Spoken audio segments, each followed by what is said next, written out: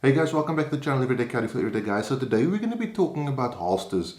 Now, I wanted to make a video about what I look for in a holster without actually having the ability to get my hands on the particular holster I'm looking for. The reason I'm making this video is because quite often I get asked a question about what I think about holster A or holster B or holster C, whatever the case may be. And I always answer the questions, but I thought, why not equip you guys with the same tools that I use visually to assess whether or not I want to invest in a holster. The knowledge that I'm about to give you guys is based off experience. I would venture to say I have more holsters than the average person. Most people have, 10, 11, 12 holsters. I have well over 70 holsters. I have 10 holsters from Southwest Holsters alone, and my holster sample size is quite extensive. Here in South Africa, I've got Southwest Holsters, Bravo Concealment, Edge Custom Carry, Quantum Carry Solutions, Sniper Gear, Last Line of Defense. I feel like I'm missing out on someone, Shinobi Kydex. I could be missing out on a couple of guys, but I have multiple holsters from the main or major manufacturers here in South Africa. So these are going to be like the top 3 things plus little extras that I look for when I visually inspect a holster to sort of give me indicators on whether or not I want to pull the trigger and purchase a holster for the purposes of carrying or just for the purposes of review. And often holsters that I purchase for review end up being holsters that I carry. Okay, so first and most important thing is safety. This is a non-negotiable. So what I mean by safety, first of all, is if we look at modern Kydex holsters, no collapsibility, right? The holster, when empty, must not collapse. Okay, you're gonna let's just get admin out of the way quickly because you are gonna be seeing my firearm. My firearm is empty and safe. This is sort of the firearm and magazine combination I would ordinarily carry, and then we have a couple of weapon light options that we'll talk about as we go through the video. So, first of all, zero collapsibility. Now, people say leather holsters collapse. I don't care whether we're talking about leather or Kydex holsters. If someone can make a leather holster that doesn't collapse when the firearm is removed, that is, as far as I'm concerned, a safe holster. One other thing before I go further, I'm going to concentrate on appendix inside the waistband because that is where I feel my expertise lie, because that's how I carry. And we'll talk about that in a moment as well. So, collapsibility. If you remove your holster if you remove your firearm from your holster for whatever reason, be it an administrative reason, and you go to reholster, if your holster collapses, you're gonna have trouble reholstering. That's when things get into the trigger guard area and you have negligent discharges. So zero collapsibility in your holster when there's no firearm inside it. And then obviously trigger guard. You want a holster that covers your trigger guard so you can't get anything in there. Now this is a Bravo Concealment holster, and as you guys can see, there is no space. You couldn't fit anything inside there. But the question does come up, what about when you start running weapon mounted lights? So that means that the trigger guard section needs to be widened in order to cater for the weapon mounted light.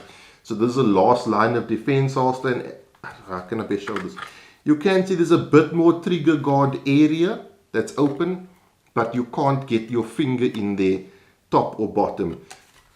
Now this is the Olight PL Mini Original, and I know what you're saying, what about something like the Olight PL Pro, which has a wider profile, right, than the firearm itself?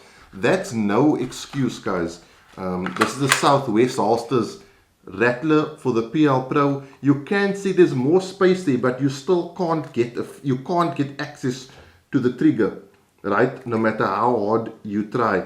So safety, non-collapsibility, and trigger guard should always be, I would say, 95% inaccessible, or the trigger area, shall I say, 95% inaccessible when the firearm is inside the holster. My views on holsters are, in order of importance, safety, which is the aspect you heard about now, concealment, and then comfort.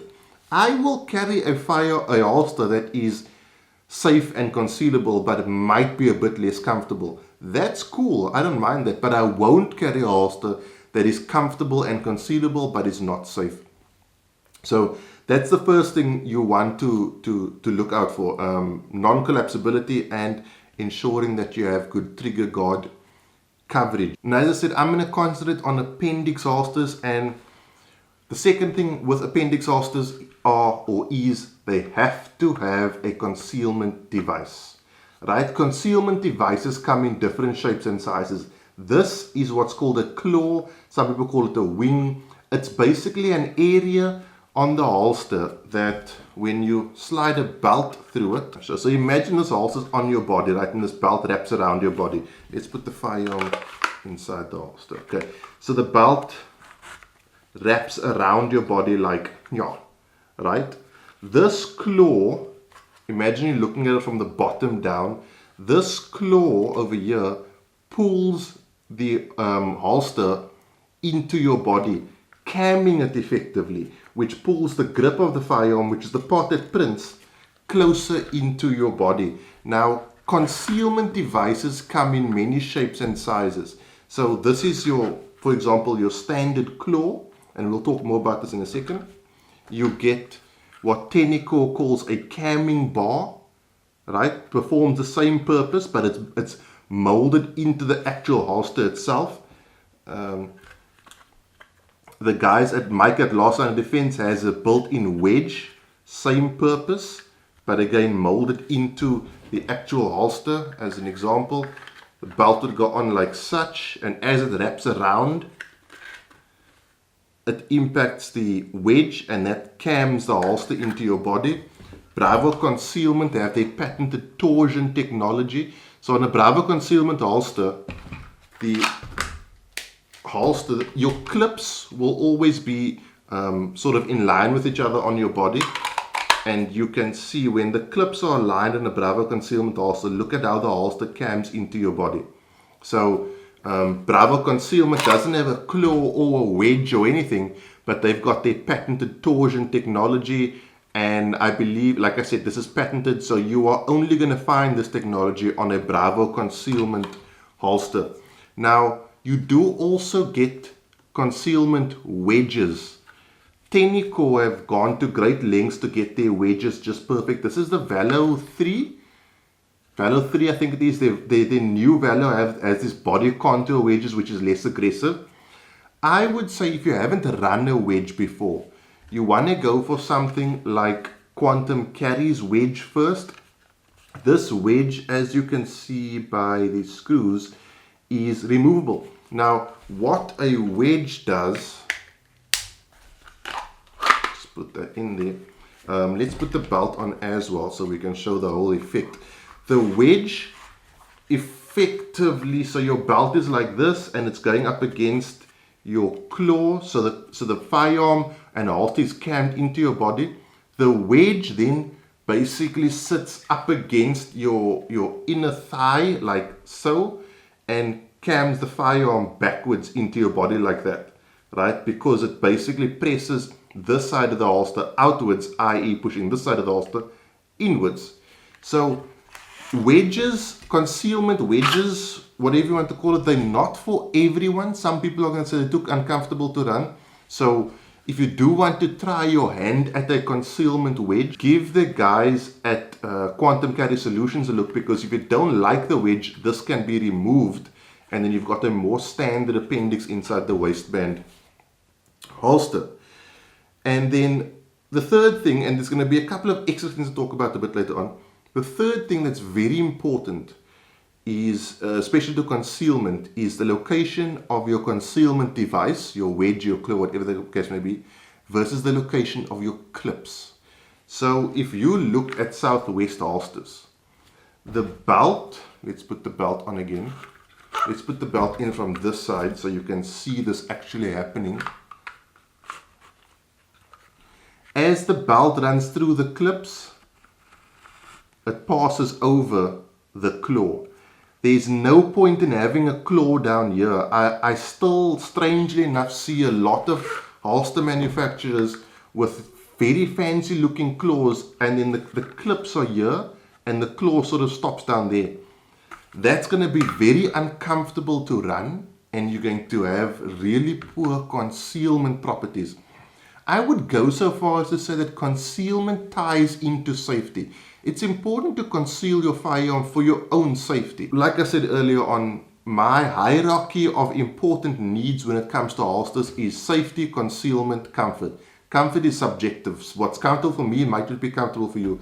And what I'm able to conceal, you might not be able to conceal. But safety is non-subjective. A holster should always meet a certain degree of safety standards, as I mentioned. Now, some added things to consider is it makes sense to buy a holster from someone who carries in the position that you carry as well. That it just makes sense because they are going to know more about their holsters and how comfortable they are than someone who doesn't carry in the position you carry. It's not a hard and fast rule, right? It's just a if you can, it makes sense to do it. Personally, what I've noted is that the top holster manufacturers in their fields tend to carry in the position that their primary holsters are made in. It's always advantageous, and I truly believe this is a huge advantage to the holster manufacturer if they shoot as well, right? If they carry a firearm on a daily basis. It's kind of like someone selling you a particular brand of water and then you find that they don't drink that particular brand of water. You could still have confidence in and still buy the product, but you'd have way more confidence if that person also drank the same water that they were selling you.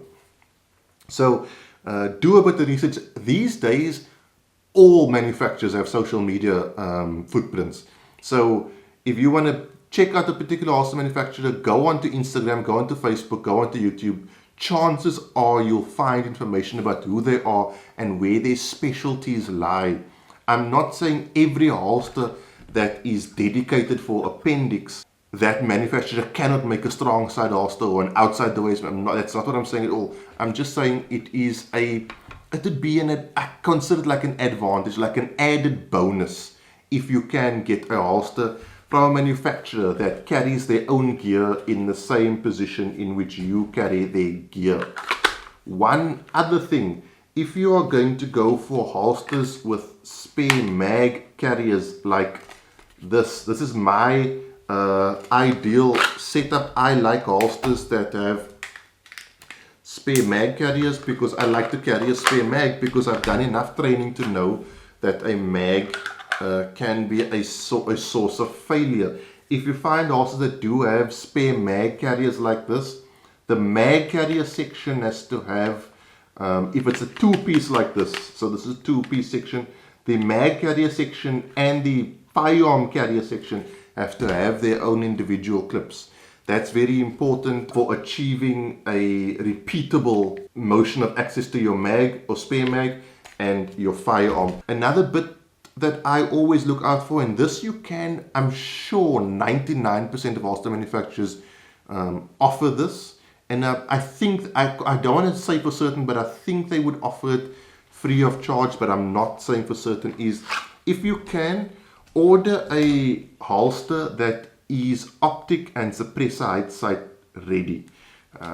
You might not have suppressor height sights today, but you might want suppressor height sights tomorrow. And your holsters these days in South Africa, top quality holsters from like your A-list holster manufacturers, you're looking at between 1,500 to 2,000 Rand. So not even suppressor height sights, you might buy a set of aftermarket sights that are slightly higher or have a different profile than your standard Glock sights or your standard sights for whichever firearm you are running. Buying a holster that is suppressor height sight ready and optic ready means that you can just basically switch out your sights or get an optic on your firearm when, this doesn't have it's not a light bearing holster. Switch out or add an optic to your firearm as and when you please, and you don't have to switch out your holster. That's really important. I find a lot of people coming to me wanting me to help sell their holsters because they bought a holster that isn't optic or suppressor height sights ready, and they got a set of aftermarket sights, 3G night sights, whatever the case would be, and they have a different profile to their standard sights. and now it doesn't fit the holster as it should, or it gets stuck as it goes down to the bottom. So if possible, get a holster that is optic and suppress sight ready. Another thing, guys, that I think just adds to comfort as well as security as to the holster not moving around on your belt line is you want to try to get a holster that has a clip size that matches your belt size. If you're running a 1.5 inch belt, try to get a holster with 1.5 inch clips. It means you're going to have, look, you don't have a lot of movement even on 1.75 inch clips, but it's just safer and more secure, and you tend to secure your clips better when you have the right size clips for your belt. I've been a huge advocate of that since I started carrying holsters, also started carrying a firearm, especially if you're running J clips. Now J clips have improved over the years. These are the Southwest holster standard J clip. I don't know if you can see, it forms a closed loop around the belt. Tennicore has discrete carry concept clips, which are the grippiest suckers and the most low profile suckers you'll ever get your hands on. But long story short, try to get a holster with the same clip size as your belt size. Usually for concealed carry, that's going to be 1.5 inch. Generally for range belts and things like that, people go 1.75 inch. And then clip type, some people go C clip, some people go J clip, some people go soft loop. Really doesn't matter, whatever you are more comfortable with. And I say it doesn't matter because I've run all of them and I've never had a problem with any of them. People say J clips fail. I would go so far as to say that people fail to put J clips on correctly. That's not the fault of the clip. So whichever clips you want to run these days, modern clips, good quality clips from good quality holster manufacturers, they're going to pretty much do the job just fine. And then just lastly, guys, your concealment device, whatever it is, must not be flimsy. That completely defeats the purpose. This device must perform this function. It must be able to cam this holster with a firearm in it into your body. If it's flimsy, your belt's simply going to press against it, and effectively it's not going to cam the holster into your body, which is a waste of time, which means you're not going to conceal well, probably not going to carry your firearm as often, and definitely not going to carry your firearm as safely as you should. A concealment device should be a solid piece of thing that offers very little movement. Generally, people will have these spaces between the concealment claws and their kydex.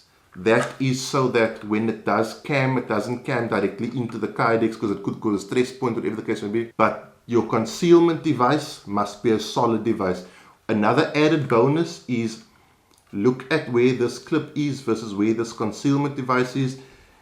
If the concealment device sort of stops over here, right? If this edge here was over here, you're not going to get the same level of cam as if this edge here is over here. As you can see, this is already camming this into my body. That's why I achieve such amazing concealment with Southwest holsters. The claw placement is absolutely spot on, and I will go so far as to say I worked with them on that quite extensively. Blowing my own horn a bit, but I don't think James will mind.